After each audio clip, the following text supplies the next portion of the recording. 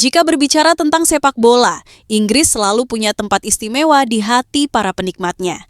Bukan semata karena sejarah panjangnya, tetapi juga karena struktur kompetisi yang hidup dari level tertinggi hingga terbawah. Mulai dari Premier League, Championship, League One, League Two, hingga kasta-kasta di bawahnya, Liga Inggris menawarkan daya tarik yang nyaris tak tertandingi. Lebih dari itu, sepak bola Inggris memiliki keunikan budaya yang sulit ditemukan di liga Eropa lain maupun di belahan dunia berbeda.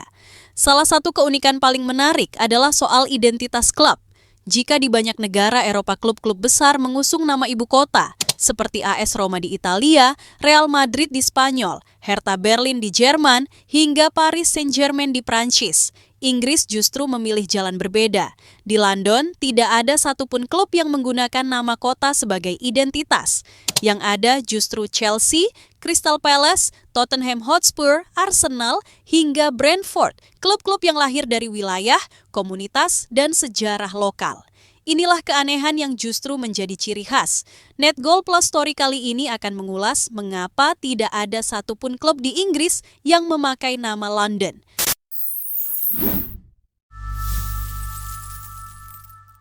London adalah kota dengan wilayah yang sangat luas, mencapai 1.572 km persegi, menjadikannya ibu kota terluas di antara negara-negara penghasil 5 liga top Eropa. Luas wilayah ini membuat London Raya terbagi ke dalam 33 distrik dan dari setiap distrik itu masih bercabang lagi menjadi banyak area dengan identitas yang sangat kuat. Dari area-area inilah lahir berbagai klub sepak bola London yang kita kenal hari ini. Millwall berasal dari Bermondsey, Arsenal dari Holloway di distrik Islington, Fulham dari kawasan Fulham, hingga Tottenham Hotspur yang berakar di Haringey, London Utara. Banyaknya klub bukan sekadar akibat luas wilayah, tetapi juga lahir dari semacam konsensus tak tertulis bahwa tidak boleh ada satupun klub yang mengklaim diri sebagai wakil tunggal London dengan menyematkan nama London pada identitas mereka. Jika itu dilanggar, rasa ketidakadilan hampir pasti muncul. Terlebih di level tertinggi seperti Premier League, London selalu diwakili lebih dari satu klub. Akan terasa, janggal jika satu di antara Arsenal, Chelsea, Tottenham, atau West Ham tiba-tiba memonopoli nama London. Klub-klub ini sejak awal memang dibangun untuk merepresentasikan wilayahnya masing-masing, bukan keseluruhan kota. Queen's Park Rangers merepresentasikan White City, Chelsea dan Fulham mewakili London Barat, sementara Arsenal dan Tottenham menjadi simbol London Utara. Bayangkan jika Chelsea tiba-tiba mengganti nama menjadi London FC seperti di game sepak bola. Bagi warga London Utara, klaim itu jelas sulit diterima. London bukan sekadar satu sisi kota, melainkan rumah bagi semua distrik dengan identitas yang setara. Keunikan ini semakin terasa jika menelusuri sejarah penamaan klub-klub London. Setiap klub lahir dari latar belakang yang berbeda dan membawa cerita masing-masing. Arsenal misalnya didirikan oleh para pekerja pabrik amunisi. Nama Arsenal berasal dari Royal Arsenal, gudang senjata milik kerajaan di Woolwich yang sudah ada sejak abad ke-17. Klub ini bahkan tidak langsung memakai nama Arsenal. Pada 1886 mereka bernama Dial Square, lalu berubah menjadi Royal Arsenal sebelum akhirnya dikenal dengan nama Arsenal saja agar tetap terhubung dengan asal-usulnya. Tottenham Hotspur punya kisah yang tak kalah unik. Klub ini berdiri pada 1882 dengan nama Hotspur FC. Nama tersebut diambil dari sosok ksatria legendaris Sir Henry Percy yang dikenal dengan julukan Harry Hotspur dan diabadikan oleh William Shakespeare dalam drama Henry IV. Keluarga Percy sendiri diketahui memiliki tanah di wilayah Tottenham, sehingga nama klub pun berevolusi menjadi Tottenham Hotspur. Chelsea pun memiliki akar sejarah tersendiri. Nama Chelsea berasal dari istilah era Anglo-Saxon yang merujuk pada lokasi pendaratan batu kapur di tepi sungai Thames. Sementara Crystal Palace justru berangkat dari sebuah pameran besar di Hyde Park tahun 1851 yang menggunakan bangunan kaca raksasa. Bangunan itu dijuluki Istana Kristal oleh dramawan Douglas Jerrold. Dan dari sanalah nama Crystal Palace lahir ketika klub tersebut berdiri pada 1905. Dengan latar belakang sekuat itu, menamai sebuah klub dengan nama London bukan hanya berpotensi menimbulkan kecemburuan antar klub, tetapi juga mencederai sejarah panjang yang telah dibangun masing-masing identitas. Penduduk London sendiri dikenal memiliki ikatan kuat dengan wilayah kecil tempat mereka tinggal. Sejak awal, klub-klub London dibentuk untuk mengumpulkan pemuda dari satu distrik atau area tertentu, bukan untuk meleburkan semuanya dalam satu bendera besar. Karena itulah, gagasan menyatukan klub-klub London dalam satu identitas seperti London FC atau London City FC nyaris mustahil terwujud. Di London, sejarah, wilayah, dan identitas lokal jauh lebih kuat daripada sekadar nama kota. Dari identitas wilayah inilah, rivalitas internal London kemudian tumbuh menjadi sesuatu yang jauh lebih dalam dari sekadar persaingan di atas lapangan. Rivalitas klub-klub London lahir bukan dari perbedaan warna kostum semata, melainkan dari sejarah wilayah yang nyata dan berlapis. North London Derby antara Arsenal dan Tottenham Hotspur adalah contoh paling klasik. Permusuhan ini berakar sejak 1913 ketika Arsenal pindah dari Woolwich ke Highbury, wilayah yang secara geografis dan sosial dianggap sebagai teritori Tottenham.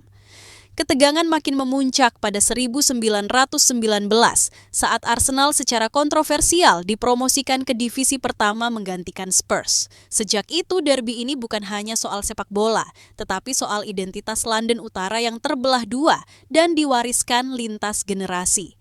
Di London Barat, rivalitas Chelsea dan Fulham tumbuh dari kedekatan jarak dan perbedaan kelas sosial. Fulham adalah klub profesional tertua di London, berdiri 1879 dengan akar komunitas yang kuat di tepi Sungai Thames. Chelsea yang baru berdiri pada 1905 sejak awal dibangun dengan ambisi besar dan orientasi nasional. Stamford Bridge memang berada di wilayah Fulham, tetapi Chelsea memilih identitas yang lebih luas. Disinilah gesekan muncul. Fulham mewakili lokalitas, sementara Chelsea melambangkan ekspansi dan kekuatan finansial. Rivalitas ini mungkin tidak sekeras Arsenal Spurs, tetapi ia merepresentasikan benturan dua wajah London Barat yang berbeda. Sementara itu, West Ham United membawa dimensi lain dalam peta rivalitas London. Berbasis di East London, West Ham lahir dari komunitas pekerja galangan kapal Thames Iron Works. Identitas kelas pekerja inilah yang membedakan mereka dari klub-klub London lainnya. Rivalitas dengan Chelsea dan Arsenal bukan hanya soal hasil pertandingan, tetapi juga soal kebanggaan sosial dan budaya. Fakta bahwa West Ham memiliki sejarah panjang di sepak bola Inggris dan identitas The People's Club membuat mereka menolak gagasan bahwa satu klub bisa mewakili seluruh London. Semua rivalitas ini memperlihatkan satu benang merah yang jelas. Nama klub di London adalah pernyataan wilayah. Arsenal adalah Islington dan sekitarnya. Tottenham adalah Haringey. Chelsea dan Fulham adalah London Barat. West Ham adalah East London. Jika satu klub memakai nama London, maka ia secara otomatis menghapus batas-batas historis ini dan merampas identitas klub lain. Karena itu, resistensi terhadap nama London bukan mitos, melainkan konsekuensi logis dari rivalitas yang telah hidup lebih dari 1 abad. Dan di titik inilah kita memahami bahwa bagi London, rivalitas bukan efek samping sepak bola, melainkan fondasinya. Memasuki era Premier League modern, identitas klub-klub London justru tidak melebur, melainkan semakin mengeras. Globalisasi membuat Chelsea, Arsenal, Tottenham, dan West Ham dikenal hingga Asia dan Amerika. Tetapi di level lokal, garis batas wilayah tetap dijaga dengan ketat. Stadion bukan sekadar tempat menonton, melainkan penanda teritorial. Emirates adalah Islington, Tottenham Hotspur Stadium adalah Haringey, Stamford Bridge milik London Barat. Di kota lain, globalisasi bisa mengaburkan akar. Di London, ia justru menegaskannya. Premier League memang menjual London sebagai satu paket global. Derby London, tur pramusim, pemasaran internasional. Namun, di dalam kota itu sendiri, tidak ada yang namanya klub utama London.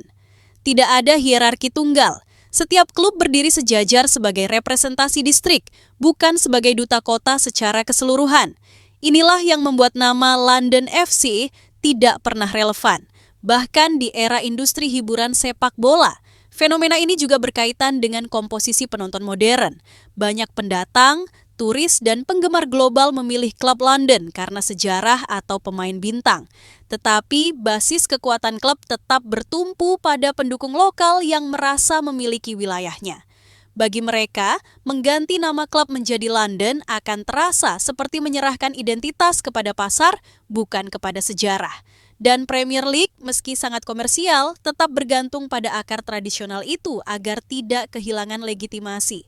Menariknya, semakin modern Premier League, semakin mustahil pula penyatuan identitas London terjadi. Kompetisi antar klub London justru menjadi aset liga. Banyak derby, banyak cerita, banyak narasi. Liga tidak membutuhkan satu London FCA karena konflik internal kota itulah yang menjadi daya tariknya. London bukan satu suara, melainkan paduan suara yang saling bersahut. Pada akhirnya, ketidakhadiran klub bernama London bukanlah kekurangan, melainkan ciri khas. Di tengah sepak bola modern yang seragam dan mudah direplikasi, London tetap berdiri sebagai kota dengan identitas terfragmentasi namun hidup. Premier League tumbuh pesat justru karena keunikan semacam ini, bukan meskipun karenanya.